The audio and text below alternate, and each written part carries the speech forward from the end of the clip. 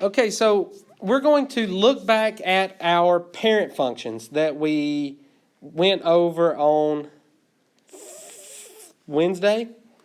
You remember we graphed a line, a parabola, an absolute value, a square root function, a cubic function, a cube root function. We've got all of those graphs, okay? Well, we know when we look at an actual graph, they're not always centered nice and pretty like those graphs are. Sometimes the graphs can be shifted up, down, left, right. Sometimes they can be stretched. Sometimes they can be compressed. And what we're going to look at here is how we do that algebraically and we're going to be given functions and we're going to have to graph them. And then we're also going to be looked at graph functions and we're going to have to write the equation for them. So let's just get started. Function families. A, H, and K are all real numbers. A cannot be 0. Then the following transformations happen. So right here, y equals x squared. This is a parabola. It has points -2, 4, -1, 1, 0, 0, 1, 1, 2, 4. Well, we're going to take those points in that graph and we can shift them by, do you see how in this one, this is still an x to the second power function? Do you see that? So this is in the family with this parent function. This is a family graph. And so you'll hear me say when we look at these, what's the parent function? We would identify the parent function as x squared. But there's some differences here. Now then, we're subtracting h. We're multiplying by a, and we're adding k. And you'll see that's happening also to the square root function and the absolute value function. So just very quickly before we get started, let me talk about some of my terminology. So this is not, you may not hear anybody else explain it like this. This is the way I talk about it. It's the way that made sense to me. Okay? If I look at this, there are things that are happening on the inside of the function and outside of the function. On the inside of the function is the minus h. You see how that's kind of gotten inside the x squared. It's hijacked the inside. The a is being multiplied outside and the k is being added outside. All right, same idea here. A and k are on the outside, h is on the inside. A and k on the outside, h is on the inside. So do you understand what I'm talking about inside, outside? Do you see the difference? If I am changing the function on the inside, I am changing the x values. So I'm shifting the graph left and right because it's on the inside. If I'm multiplying or adding on the outside, I am changing the y values. So inside changes x's, outside changes y's.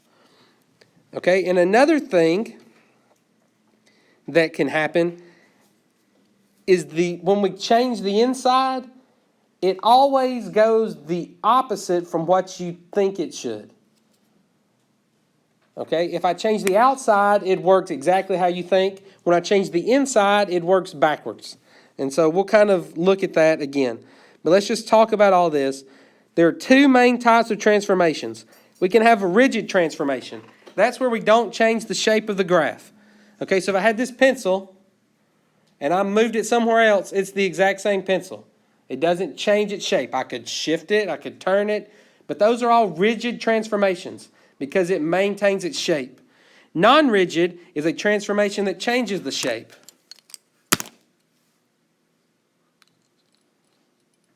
So now it's not the same, right? Stupid pencil. Stab it. There we go. That would be a non-rigid transformation. Now the pencil has changed.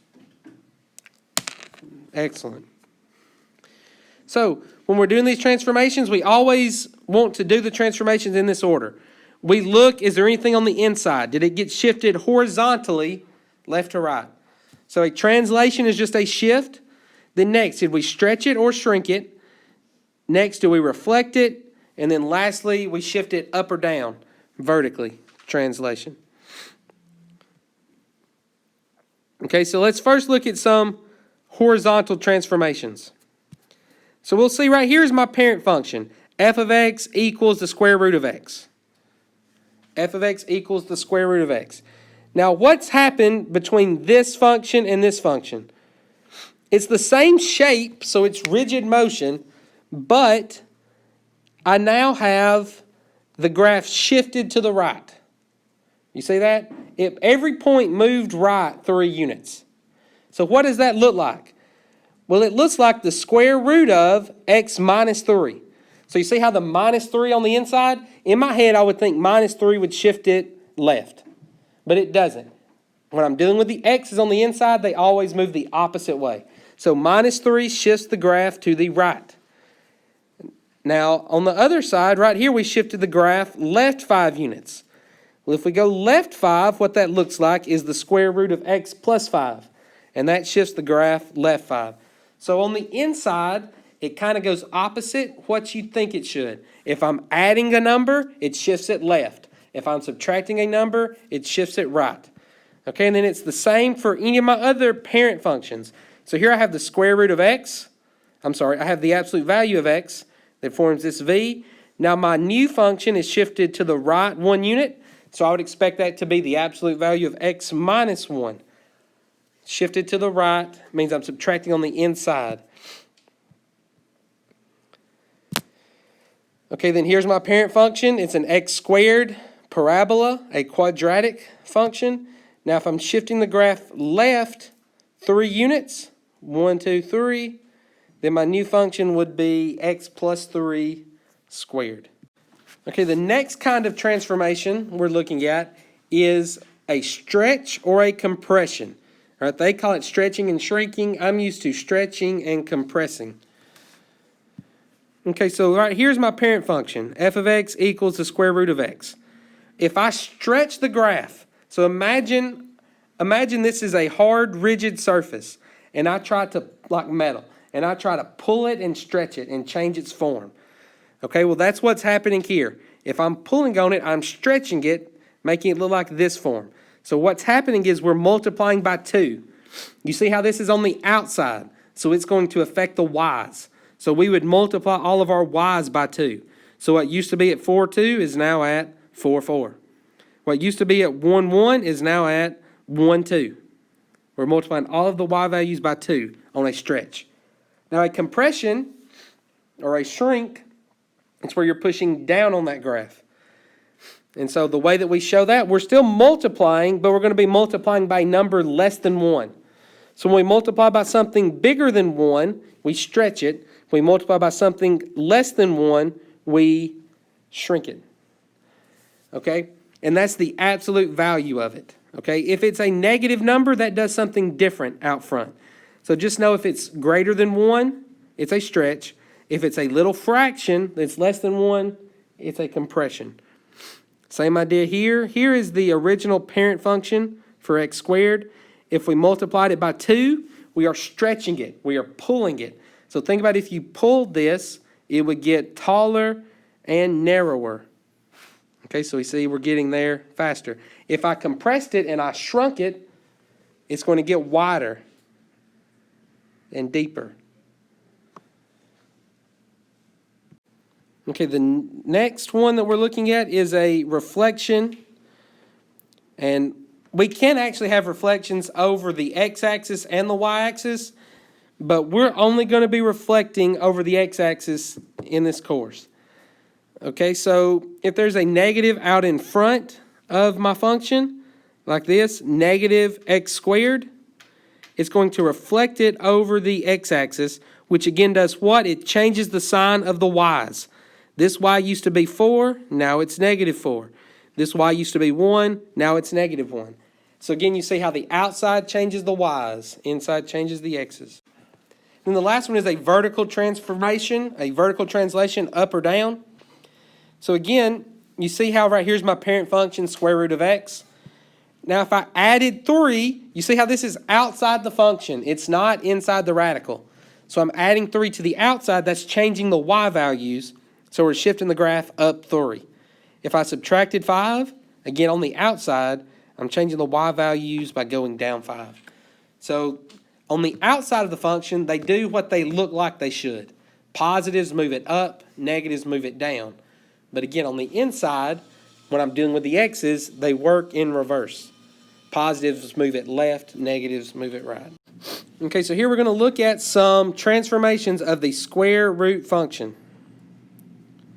So again, let's practice the way that we would have to kind of really do this. So as soon as I see that it's a square root function, I'm thinking, what are my 5 critical points for a square root function? Well, remember, my x's, I normally like to plug in -2, -1, 0, 1, and 2, but those don't work because I'm taking square roots of negatives. That's bad. So what are the things I like to take a square root of? Perfect squares. 0, 1, 4, 9, and 16. The square root of 0 is 0, 1 is 1, 4 is 2, 9 is 3, 16 is 4. So those are my 5 critical points. All of those points would be on my original graph here. 0, 0, 1, 1, 4, 2. Okay, we can't see the other 2, but they still are there. Now, what if I had this transformation? What if I had the square root of x plus 1? Well, what is actually happening? Is this adding 1 on the inside or outside? Well, it's on the inside because it's underneath the radical. Therefore, I know it is changing my x values. When it's on the inside, it works opposite the way we think it should. So if we're adding 1, we're going to move to the left 1. So what does it mean if I go left 1? I need to subtract 1 from all of my x's. So my new critical points, I just take my original, let me do it in blue so it matches. I take my original critical points, and now I'm going to subtract 1 from all the x's because I want to shift it left 1. So instead of 0, 1, I've got -1. Instead of 0, 0, I've got -1, 0. Instead of 1, 1, I have 0, 1. Instead of 4, 2, I have 3, 2. Instead of 9, 3, I have 8, 3. Instead of 16, 4, I have 15, 4. So my new graph would be at these points. I would go to -1, 0, plot a point. 0, 1, plot a point. 3, 2, plot a point. So you see how it has the same shape, I'm just changing the position of it. Okay, now let's look at what happens to the next one. The next one, we still have that square root of x plus 1, but now it's being multiplied by 2 on the outside. So we've already shifted the graph left 1, but now we want to stretch it by 2. Again, because it's on the outside, it's going to change my y values. So I'm going to look at this transformation, and I'm going to multiply all of the y's by 2. So -1, 0 is still -1, 0. 0, 1 is 0, 2. 3, 2 is 3, 4. 8, 3 is 8, 6. And 15, 4 is 15, 8. And so on my graph, I would put these new points. So -1, 0 is there. 0, 2 is there. 3, 4 is there. Right, you see how I'm changing algebraically and we're looking at what that does graphically to the graph. Now the next one, what's different? Now instead of 2 out front, we have a -2. So a negative on the outside, that's a reflection over the x-axis. So what does that do? That changes the sign of all of my y's. So instead of -1, 0, I now have still -1, 0. 0, 2 is 0, -2. 3, 4 is 3, -4. 8, 6 is 8, -6. And 15, 8 is 15, -8. So the negative on the outside changes the signs of your y values.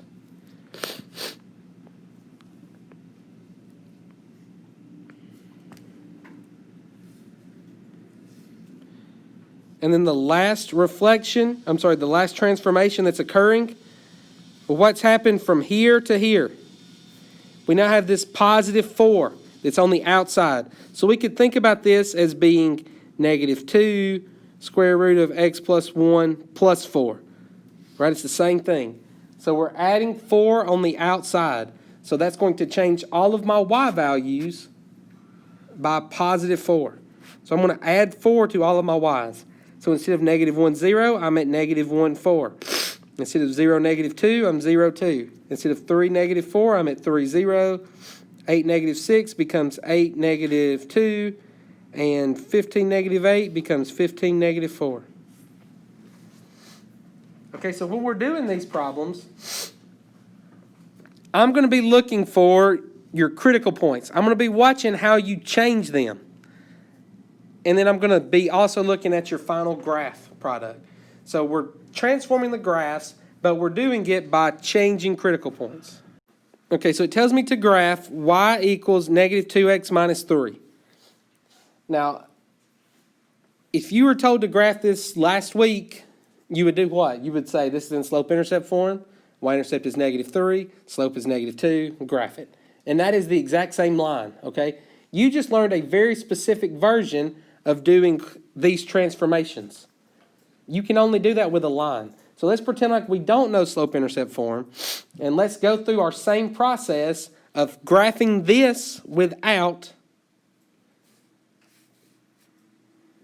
pretend like we don't know slope-intercept form exists. So the first thing I would do, I want to identify what is my parent function. Y equals negative 2x minus 3. The parent function would be y equals x. I know it's a line. So the parent function, again, you can look back at that chart, your 6 functions. But y equals x is going to be my parent function. So now what are the 5 critical points that come with y equals x? Well, we plug in negative 2, negative 1, 0, 1, and 2. And we get out negative 2, negative 1, 0, 1, and 2. Right? I know these 5 x's. I can plug them in to find the y value into the parent function. Okay, now what's happening to my graph? Well, I've got 3 transformations. I've got a 2, I've got a negative, and we're subtracting 3. Okay, so we start on the inside and work our way out.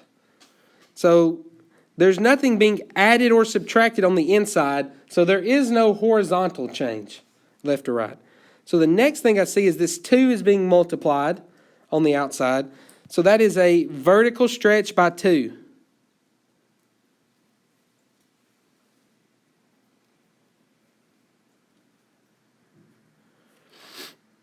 And so again, since it's on the outside, it's changing my y's, and it's being multiplied.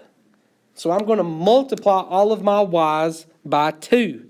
So this becomes negative 2, negative 4, negative 1, negative 2, 0, 0, 1, 2, and 2, 4.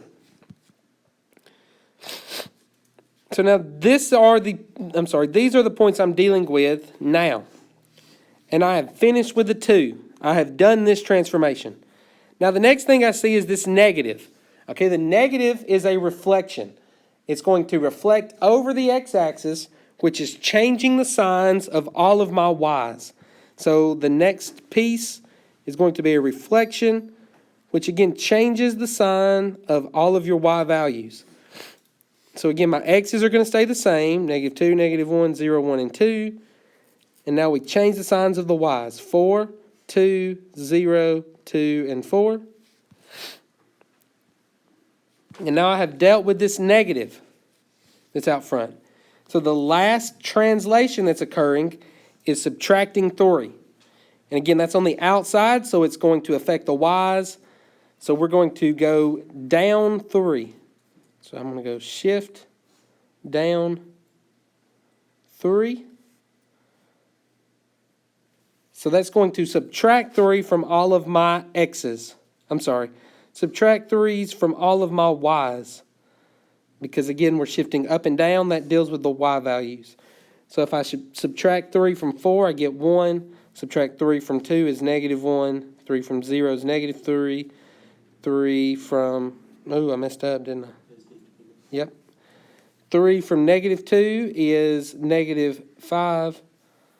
And subtract 3 from negative 4 should be negative 7. So if I had to graph this line, I'm going to do it using my new 5 critical points. So I would put points at -2 and 1, -1, -1 and -1, 0, -3, 1, -5, and then 2, -7 will not fit on the graph.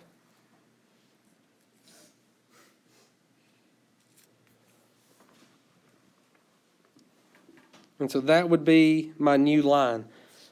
Now think of, again, what you used to know about. This would have a y-intercept at -3. It would have a slope of -2, down 2 to the right 1. Right, it's the same line. We're just using different process to find the line.